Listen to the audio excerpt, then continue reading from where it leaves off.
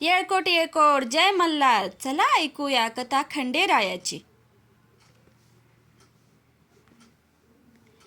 खंडोबा किंवा खंडेराय हे मुख्यत्वे महाराष्ट्र, कर्नाटक, आंध्र प्रदेश या राज्यातील लोकप्रिय हिंदू दैवत आहे. हे दैवत महाराष्ट्रातील अनेकांचे कुलदैवत आहे.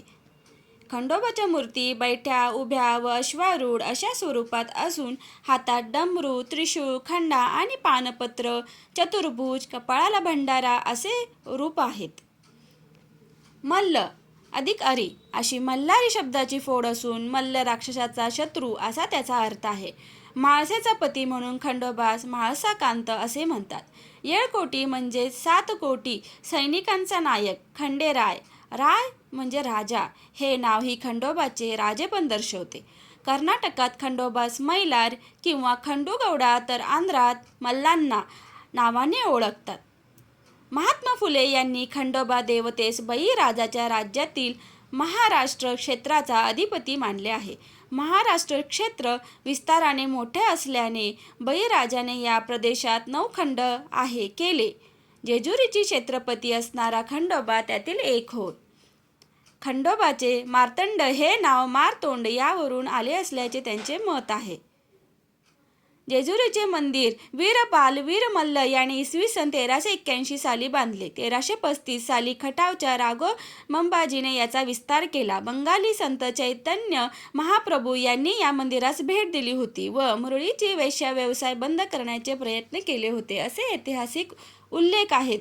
जेजुरी गडावरील शिलालेखात विठ्ठल सदाशिव विंचुरकर, मल्हारराव होळकर वगैरेंचे उल्लेख आहेत. खंडोबा हे दैवत बहुपत्नीक आहे. खंडोबाच्या स्त्रिया वेगवेगळ्या जातीतील आहेत. अशा बहुपत्निकत्वामुळे त्या जातीमध्ये एक प्रकारचा सांस्कृतिक धागा तयार झाला आहे. खंडोबाची पहिली पत्नी म्हाळसा लिंगायत असून दुसरी पत्नी बानाई वापालाई धनगर आहे.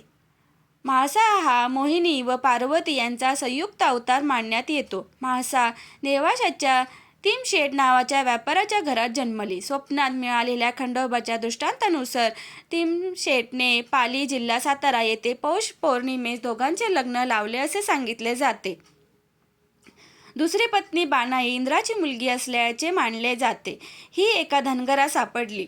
बानाईला जेजुरी येथे पती मिळेल असे वर्तवण्यात आले. जेजुरीस बानाईने खंडोबास पाहिले. तिथे दोघे प्रेमात पडले व बानाईचा सहवास मिळण्यासाठी खंडोबाने आपली पत्नी म्हाळसा हिच्यासोबत सारीपाटाचा डाव मांडला व डाव हरण्यास 12 वर्षे वनवास ही अट होती. खंडोबा हा डाव हरला व धनगराचे रूप घेऊन बानाईच्या पित्याकडे नोकर म्हणून राहू लागला. एक दिवस खंडोबाने सारी मेंढरे मारली व बानाईच्या पित्यास बानाईशी लग्न लावल्यास सारे मेंढरे जिवंत करतो असे सांगितले आणि बानाईचे लग्न त्या धनगराशी झाले. जय मल्हार.